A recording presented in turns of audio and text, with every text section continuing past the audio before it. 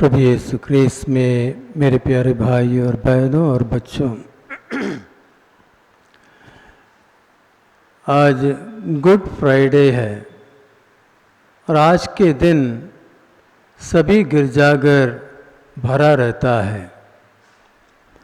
जो लोग अन्य दिनों में मिस्र बलिदान में नहीं आते हैं वो भी गुड फ्राइडे के दिन आ जाते हैं।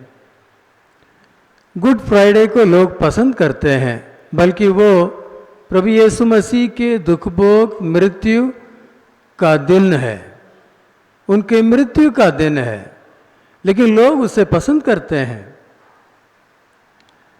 क्रूस की रास्ता हमने सबसे पहले 3 बजे क्रूस की रास्ता की, इस कड़ी धूप में, और इतनी भारी क्रूस उठाकर हर मुकाम में चलते रहे। और कितने लोग वो क्रूस को उठाने के लिए इच्छुक रहे, वहाँ खड़े होने के लिए भी समय नहीं थी।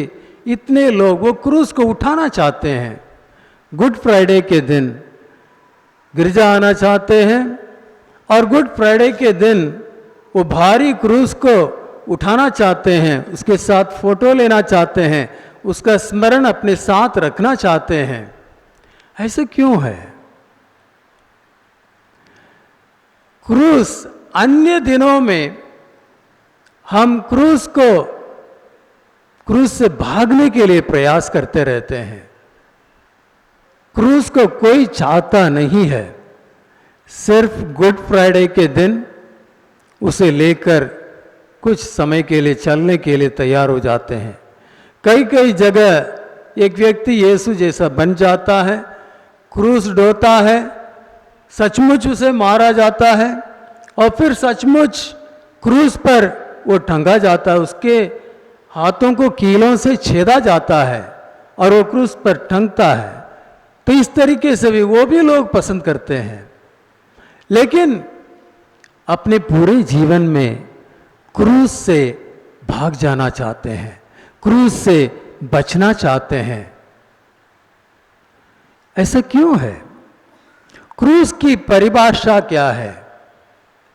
क्रूस की परिभाषा है जो कुछ मेरी इच्छा के खिलाफ जाती है, all that goes against one's own will, that's the definition of the cross. जो मेरी इच्छाओं के खिलाफ जाता है वो मुझे दुख देता है। जब मेरी इच्छा पूरी नहीं होती है, जैसे मैं चाहता हूं वैसे सब नहीं होता है, तो मुझे दुख होती है, परेशान हो जाता हूं, निराश हो जाता हूं और दुखी रह जाता हूं।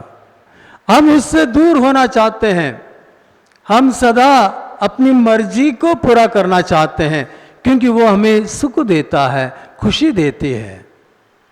लेकिन जो बात हमें दुख देता है हम उससे भाग जाते हैं। लेकिन अनंत जीवन पाना है तो क्रूस को गले लगाना है। और वो क्रूस का मतलब क्या है? जो अपनी इच्छा के खिलाफ जाता है उसे अपनाना है अपने जीवन में। प्रभु यीशु मसीह जिनका मृत्यु हम आज मना रहे हैं, जिनके क्रूस आरोपण, क्रूस ढोना, क्रूस आरोपण, उन बातों पर मनन कर रहे हैं, उस समारोह में शामिल हैं। और वो प्रभु हमसे क्या कहते हैं? जो मेरा अनुसरण करना चाहता है वो अपने आप को त्यागें और अपना क्रूस उठाकर मेरा अनुसरण करें। तो आत्मत्याग और फिर क्रूस उठाना, यानी जो भी अपनी इच्छा के खिलाफ है उसे स्वीकार करना, प्रभु यीशु मसीह का अनुसरण करने का मार्ग है। यदि हम ऐसा नहीं कर रहे हैं तो उसका अनुसरण नहीं कर सकेंगे, उसके शिष्य नहीं बन पाएंगे, अनंत जीवन के सहभागी नहीं हो पाएंगे। और इन बातों को मन में रखते हुए हम आज देखेंगे, आज प्रभु हमसे क्या बोल रहे हैं। जब मनुष्य की मृत्यु की घड़ी आ जाती है तो वो अपने प्रियजनों से कुछ ना कुछ बोलना चाहते हैं। उनके जीवन के अंतिम इच्छा वो अपने प्रियजनों पर प्रकट करते हैं और हृदय यानी अपने हृदय की बातें अपने प्रियजनों से बताना चाहते हैं। हर महान संदेश के लिए 3 बातों को होना आवश्यक है। एक तो मंच, दूसरा श्रोतागण और तीसरा संदेश। एक मंच, श्रोतागण और संदेश, ये आवश्यक है हर महान संदेशों के लिए। प्रभु के 2 महान संदेशों में ये 3 बात विद्यमान है। पहला संदेश और वो है, उसके लिए मंच था पहाड़, श्रोतागण थे अनपढ़ गलीली के लोग, और सत्य था यानी संतोष था आशीर्वचन। सन्मति के सुसमाचार अध्याय 5 वाक्यांश 1 से 12 तक प्रभु यीशु मसीह के इस पहले संदेश को हम सुनते हैं। और मंच था पहाड़, पहाड़ पर चले और वहां से लोगों को उपदेश देने लगे। तो वो भीड़ गलीली के अनपढ़ लोग, और संदेश था धन्य है वे आशीर्वचन। और उनके अंतिम संदेश में ये तीनों बातों को हम देखते हैं, मंच, श्रोतागण और संदेश। मंच क्या था? क्रूस। क्रूस पर लटक रहे हैं, क्रूस पर लटकते हुए वो हमें संबोधित कर रहे हैं। तो उनका मंच, स्टेज क्रूस था। और श्रोतागण कौन थे? धर्मशास्त्री और फरीसी जो यीशु निंदा कर रहे हैं, रोमी सिपाही जो जुआ खेल रहे हैं, बीरू शिष्य जो डरे हुए हैं, मरियम मगदलेना जो रो रही है, योहन उनका प्यारा शिष्य, माता मरियम जो दुखी है। ये रहे उनका श्रोतागण। सत्य क्या था? संदेश क्रूस से क्या था? हे पिता, इन्हें क्षमा कर, क्योंकि ये नहीं जानते ये क्या कर रहे हैं। हे पिता, इन्हें क्षमा कर। एक क्षमा का संदेश, पिता से क्षमा मांगने का एक संदेश, अपने दुश्मनों को जो उनके खिलाफ है, जो उन्हें दुख देते हैं, उन्हें अपमान देते हैं, उन्हें क्रूस पर चढ़ाते हैं, उनके लिए अपने पिता से क्षमा की प्रार्थना करना, ये था प्रभु यीशु मसीह का संदेश। यीशु क्रिस्त क्रूस पर अपनी मृत्यु से पहले जिनको सबसे अधिक प्यार कर किया, उनको पहले 3 शब्द कहे। अपने क्रूस पर से जो शब्द उन्होंने कहा, सबसे पहले जो 3 शब्द जिन्हें वो बहुत प्यार करते थे उनके लिए कहा, उनका पहला शब्द है, हे पिता, इन्हें क्षमा कर, क्योंकि ये नहीं जानते ये क्या कर रहे हैं। और दूसरा शब्द है पापियों के लिए। आज ही वो भले डाकू से, दाईं तरफ के उस भले डाकू से कहते हैं, आज ही तुम मेरे साथ स्वर्ग में प्रवेश करोगे। तीसरा संतों के लिए है, और वो यूहन्ना को देखकर अपनी माता से कहते हैं, भद्रे, ये आपका पुत्र है। शत्रु, पापी, संत, ईश्वरीय प्रेम के यही क्रम है। शत्रु, पापी और संत, आज मुक्ति का दिन है। अपना जीवन त्याग कर मनुष्य जाति को जीवन प्रदान करने का दिन है। अनंत जीवन देने के लिए प्रभु के मरने का दिन है। ईश्वर और मनुष्य दोनों का मिलन का दिन है। स्वर्ग और पृथ्वी दोनों एक होने का दिन है। मेल मिलाप का दिन है। और ये सब प्रभु के क्रूस की मृत्यु से होती है। इस दुनिया में किसी की मृत्यु को इतने धूमधाम से नहीं मनाया जाता है। क्रूस मरण ये रोमियो के नियम के अनुसार है। जो कुकर्मी है उसे क्रूस पर मार डाला जाना, ये रोमियो के नियम है। यहूदियों का नियम है पत्थरों से मार डालना, लेकिन यहां हम रोमियो के नियम के अनुसार प्रभु को क्रूस चढ़ाते हुए देखते हैं। लेकिन ये क्रूस पर चढ़ाना साधारण था। कोई भी कुकर्मी जो पकड़ा जाता है उसे क्रूस पर चढ़ाया जाता था। तो ये कोई असाधारण बात नहीं थी। लोग अच्छी तरह जानते थे। लोग कई बार देख चुके हैं, कई लोग क्रूस पर चढ़ा चुके हैं। लेकिन प्रभु यीशु मसीह के क्रूस मरण आज तक लोगों के दिमाग में कायम है। इसका कारण क्या है? क्योंकि ये क्रूस मरण मनुष्य जाति के लिए है, मनुष्य जाति के मुक्ति के लिए है। आज संत यूहन्ना के सुसमाचार में हमने प्रभु के दुख भोग के पाठ सुना है। इसमें कई लोगों के मनोभावनाओं को दिखाया है। सबसे पहले हेरोद। हम इन बातों को देखते हुए हम अपने आप को जांच कर देखें, क्या मैं इन किसी लोगों में से हूं? सबसे पहले देखेंगे हेरोद। हेरोद क्या कहता है? मैं राजा हूं, मेरे खिलाफ कोई नहीं होना है, मुझसे बढ़कर कोई नहीं। घमंडी राजा हेरोद। क्या हम में से भी, हमारे मन में भी, हमारे जीवन में भी क्या ऐसी भावना कभी कभी नहीं है कि हम दूसरों से बड़ा होना चाहते हैं, दूसरों को अपने अधीन रखना चाहते हैं, ऊंच नीच की भावना समाज में बनाए रखना चाहते हैं? मैं राजा हूं, ये मेरी प्रजा है, मैं ऊंचा हूं, वो नीचे हैं। समानता के खिलाफ ऐसे भेदभाव के एक समाज क्या हम बनाते नहीं हैं?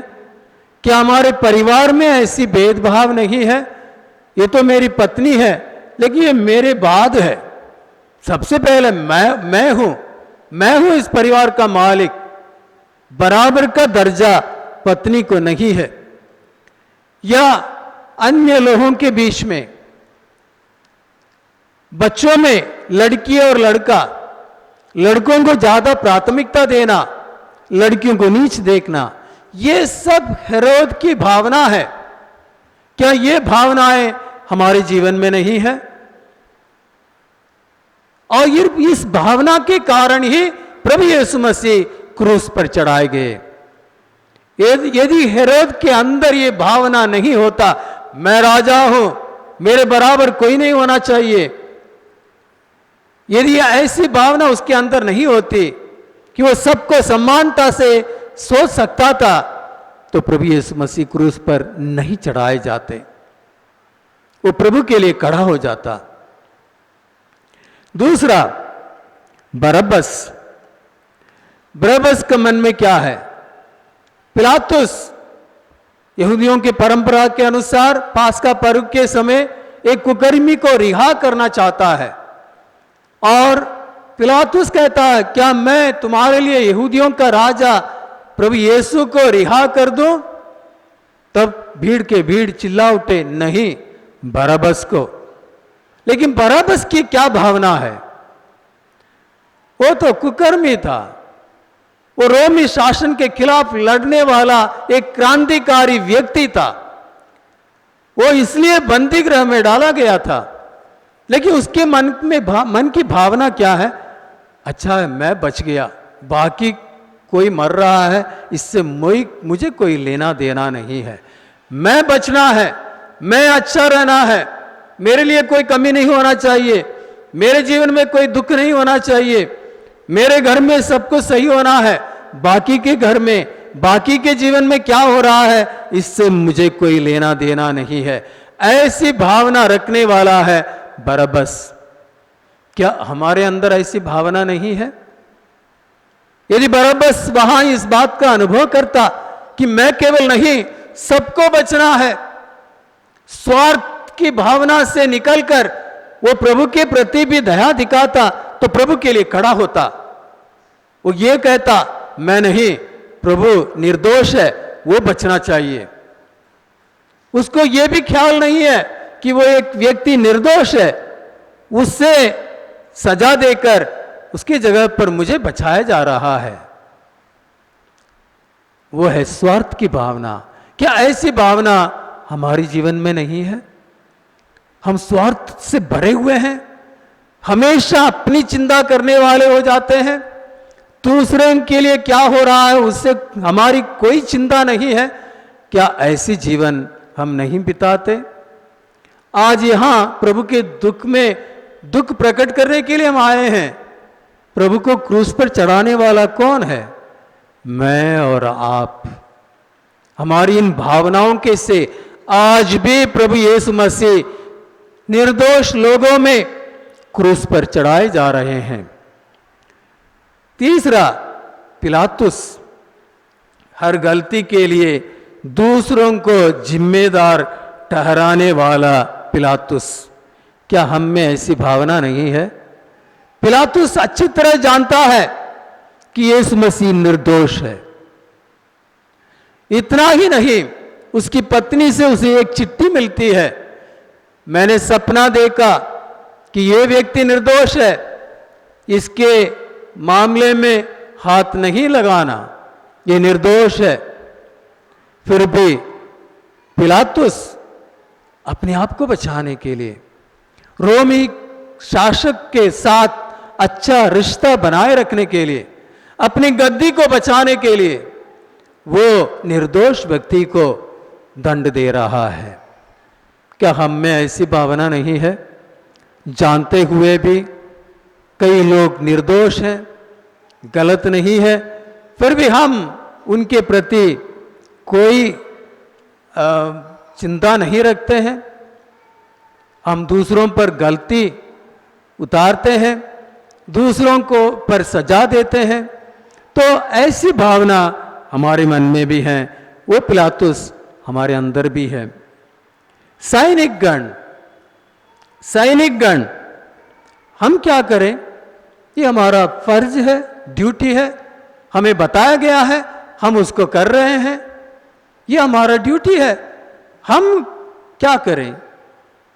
ऐसे भावना रखने वाले सिपाहीगण, क्या हम इन सिपाहियों की तरह काम नहीं करते? ये तो मेरा ड्यूटी है, मैं इस फैक्ट्री में काम करता हूं या उस जगह पर काम करता हूं, मालिक जो भी कहता है मैं वैसा ही करता हूं। गलत अकाउंट, मालिक कहता है ऐसा ही कर लो, ऐसा ही कर लो, आपको मालूम है ये गलत है, फिर भी आप ये कहने लगते हैं ये मेरा ड्यूटी है।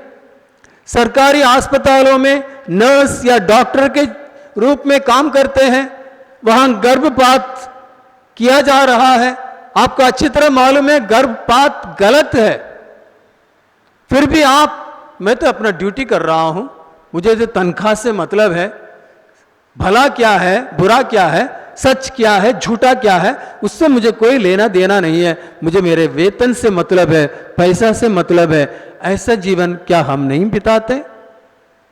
तो उन सेवक सैनिकों के जैसा हम भी तो व्यवहार करते हैं।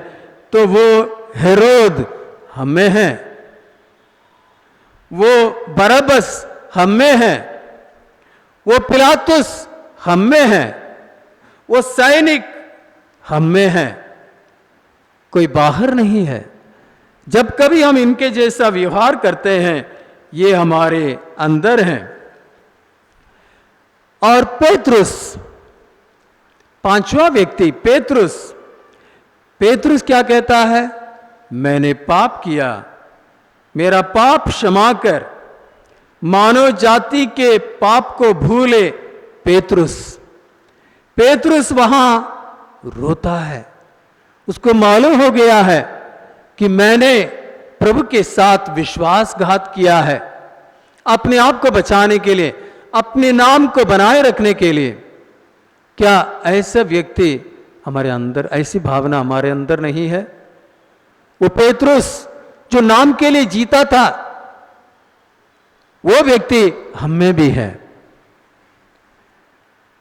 छठा, निराशजनक यूदस, यूदस को भी मालूम हो गया उसने गलती किया है, और फिर यूदस पछता रहा है कि मैंने गलती की है। लेकिन वो उसको ये मालूम नहीं है प्रभु दयालु है, क्षमाशील है, वो मुझे क्षमा कर सकता है, ये उसको मालूम नहीं है। वो जाकर आत्महत्या करने लगता है। क्या हमारे अंदर ऐसी भावना नहीं है? यदि हमने कोई गलती किया है, कोई पाप में डूब चुके हैं, तो फिर हम क्या सोचते हैं? बस सब बेकार हो चुका है, अभी कोई भरोसा नहीं है। भरोसा खो कर जीवन बिताने वाले, भरोसा खोकर गलत कार्यों को करने वाले क्या हमारे अंदर नहीं है? कितने लोग वर्तमान युग में आत्महत्या की जो संख्या बढ़ती जा रही है, न सिर्फ लोगों में बल्कि समर्पित जीवन बिताने वाले लोग और पुरोहितों में भी। इसका कारण क्या है? उस यूदस के समान प्रभु जो क्षमाशील है, उसको हम नहीं पहचानते हैं गलती के, क्योंकि प्रभु ने यह कहा है, मैं धर्मियों के लिए नहीं पापियों के लिए आया हूं। क्या हम प्रभु के इस कथन को सुनते हैं? अपने पाप पर पछताकर, जैसे पेतरुस पछताकर प्रभु से माफी मांगा, बल्कि यूदस से भी बढ़कर पाप पेतरुस ने किया है। यूदस ने गलत सोच में पड़ा। यूदस ये प्रभु के लिए कोई हानि पहुंचाना नहीं चाहता था, बल्कि प्रभु को अपनाया, चुम्बन देकर उसे अपनाया। लेकिन उसका मन और हृदय धन के पीछे था, वो धन का लालच था, और इसलिए वो सोच रहा था कि पैसे भी मिल जाए, और प्रभु तो महान है, चमत्कार करेगा, वो भी इनके हाथों से बच जाएगा। लेकिन पेतरुस ये जानते हुए कि प्रभु मेरा गुरु है, ये जानते हुए भी अपने नाम को बचाने के लिए डर के मारे इनकार करता है कि मैं उसे जानता तक नहीं हूं।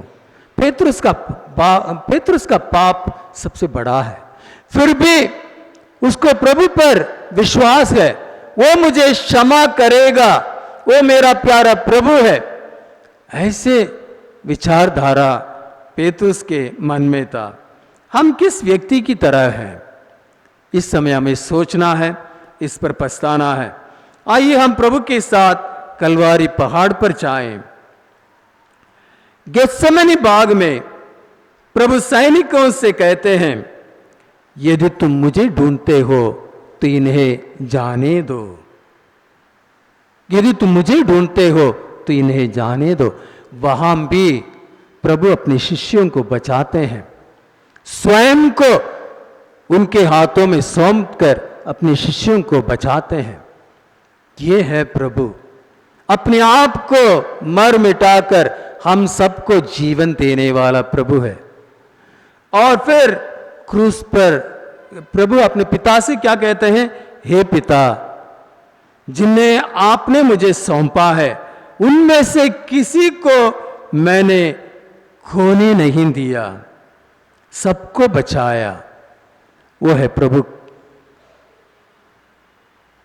दूसरा, महायाजक प्रभु से कहते हैं, महायाजक से प्रभु कहते हैं, मैंने गुप्त रूप से कुछ नहीं कहा, प्रकट रूप से बोला हूं, सबके लिए बोला हूं। वो सबके लिए है।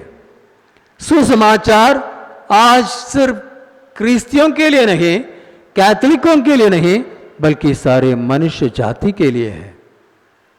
क्रूस गुड फ्राइडे के दिन न सिर्फ ईसाई लोग गिरजा आते हैं, बल्कि अन्य लोग भी, अन्य धर्म के लोग भी गिरजा आते हैं। क्यों? क्योंकि क्रूस मरण सारी मनुष्य जाति के लिए है।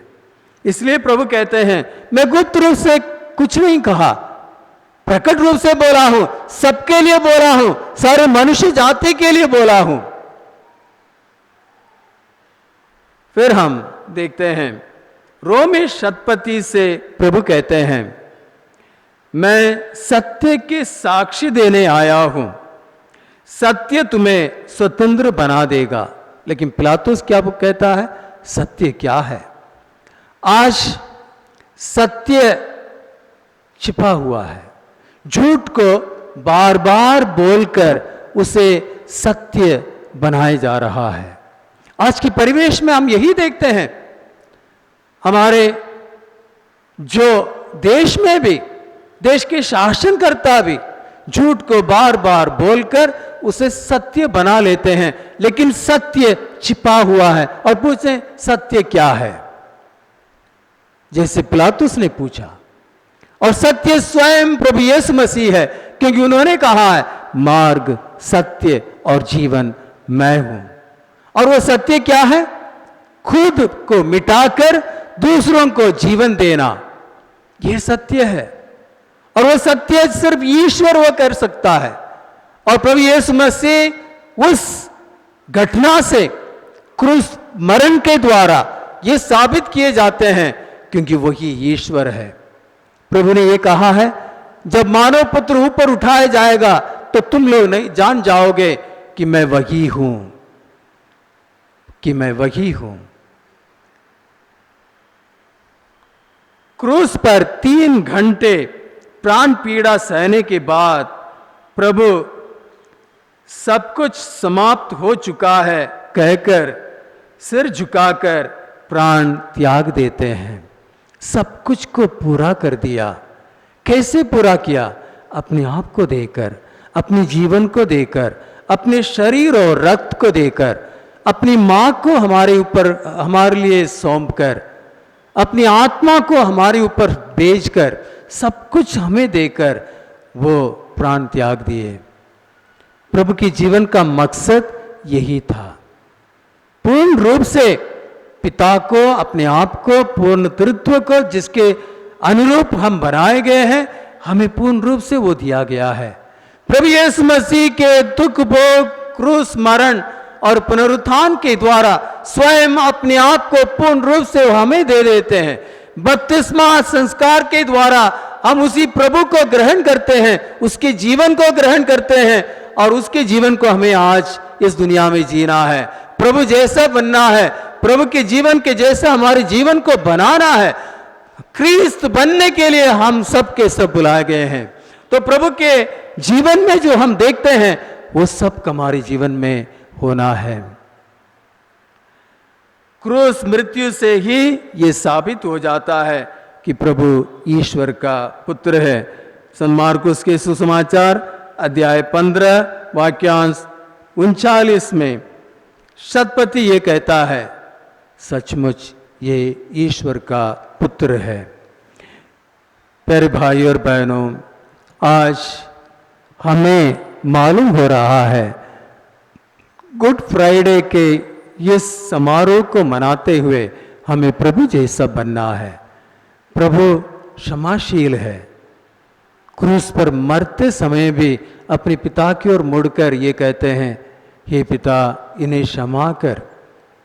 उन्होंने ये की प्रार्थना हमें सिखाया, हे पिता हमारे विनती।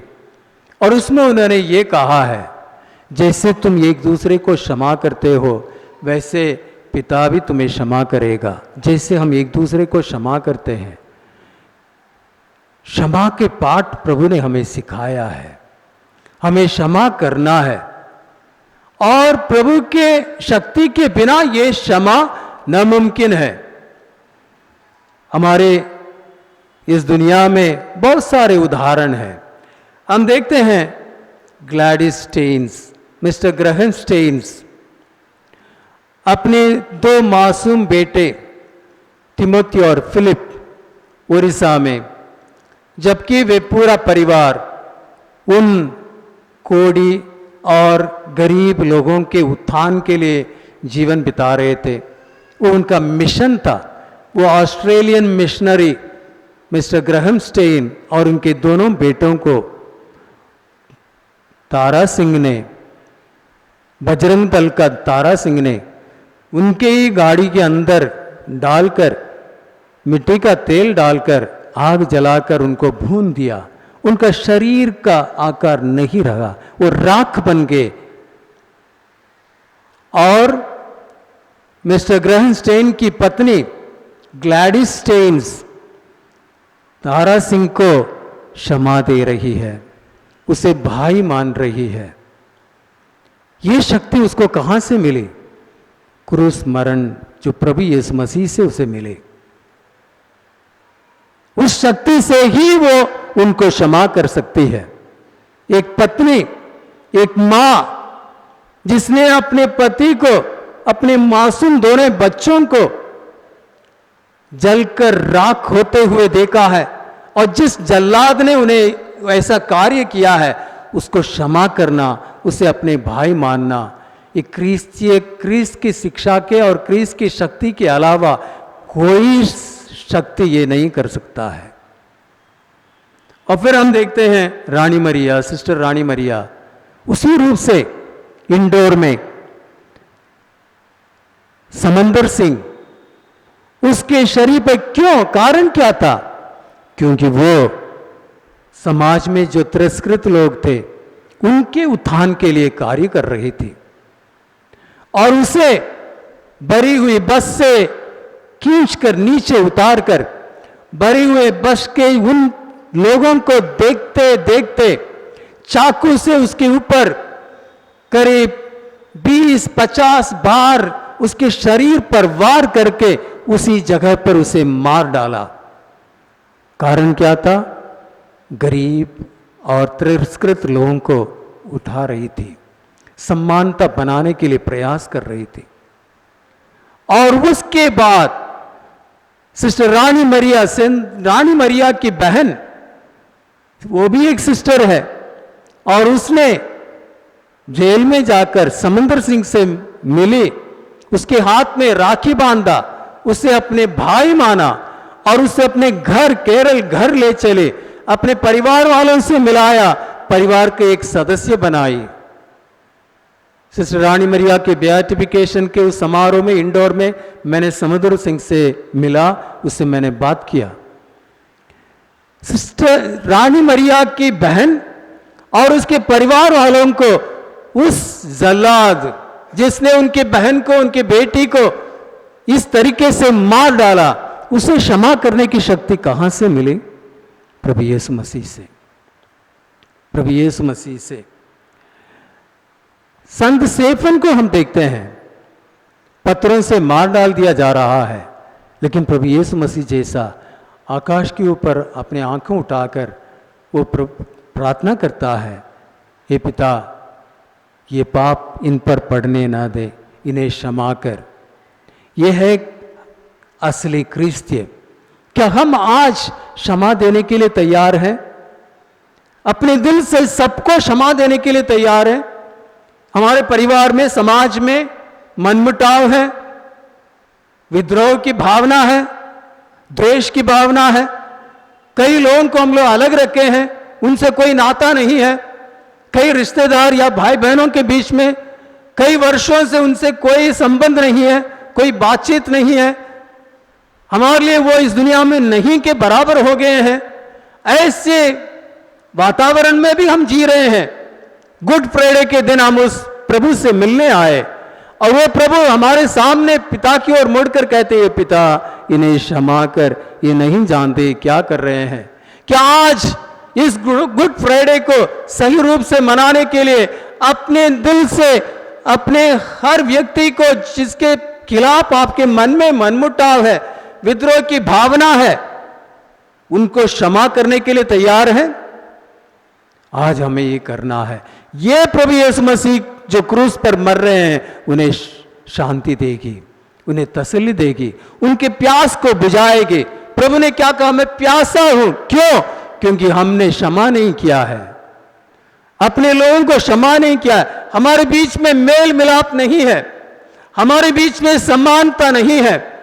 हम ऊंच नीच भेदभाव के उस परिस्थिति में बने रहना चाहते हैं और इसलिए प्रभु हमारे लिए प्रभु के दिल में प्यास उत्पन्न हो रहा है क्षमा करने के लिए। आज प्रभु हमें इसीलिए बुला रहे हैं, आइए हम दिल से सबको क्षमा करें। अब क्रूस, अब विशेष प्रार्थना की जाएगी, महाविश्वासियों की महाप्रार्थना। उसके बाद क्रूस का अनावरण, हम क्रूस को चुम्बन करने के लिए आएंगे। कम से कम इस समय अपने दिल से सबको क्षमा देकर मेल मिलाप की भावना से हम उस प्रभु को चुम्बन देने के लिए हम आगे आए। हम किसके जैसे आए? प्रभु यीशु मसीह को 3 लोगों ने चुम्बन किया। मां मरियम ने बचपन से और बाद में उसको चुम्बन किया। फिर हम देखते हैं कि मरियम मगदलेना प्रभु के पैरों को अभिषेक करके उसको चूमती रही। और फिर यूदस को हम देखते हैं प्रभु को गले लगाकर उसे चुम्बन देते हैं, पकड़वाते हैं। हम किसकी तरह आज प्रभु को चुम्बन देना चाहते हैं? मां मरियम की तरह हम नहीं कर सकते हैं क्योंकि हम पापी हैं। माता मरियम निष्कलंक है। यदि हम दिल में पाप रखेंगे, यदि हम अब भी अक्षमा की भावना अपने अंदर रखेंगे, अब भी हमारे मन में उसके प्रति उसके खिलाफ बातें हैं, तो हम उस परिस्थिति में, उस भावना से यदि हम प्रभु को चुम्बन देने के लिए आते हैं तो हम यूदस के समान प्रभु को चुम्बन देने वाले बन जाएंगे। हम यूदस के समान आज भी उस प्रभु को चुम्बन देने वाले बन जाएंगे। यदि हम प्रभु की इन बातों को अच्छी तरह समझ लिया है तो हम मरियम मगदलेना की तरह, जिसने अपने पापों पर पछताया, रोया, अपने आंसुओं से उनके पांवों को गीला किया, पोंछा और फिर उसे चुम्बन किया और वो प्रभु की क्षमा पाकर संत बन गई। सबसे पहले प्रभु यीशु मसीह जी उठने के बाद उसी को दर्शन दिया। यदि हम पुनरुत्थान का पर्व मनाने जा रहे हैं, ईस्टर मनाने जा रहे हैं, उस ईस्टर में, उस समारोह में जी उठे प्रभु का अनुभव व्यक्तिगत रूप से हमारे दिल में, हमारे मन में, हमारे जीवन में, हमारे परिवार में ऐसा करना है तो हमें मरियम मगदलेना की तरह पछताकर, अपने पापों पर पछताकर, सबको क्षमा देकर वहां आकर प्रभु को चुम्बन देना है। आइए हम विशेष रूप से प्रयास करें मरियम मगदलेना की तरह अपने आप को बदलकर, पश्चाताप का हृदय लेकर उस क्रूसित प्रभु को चुम्बन देकर उनसे उनका दिव्य दर्शन पाने के लिए आइए हम अपने आप को तैयार करें।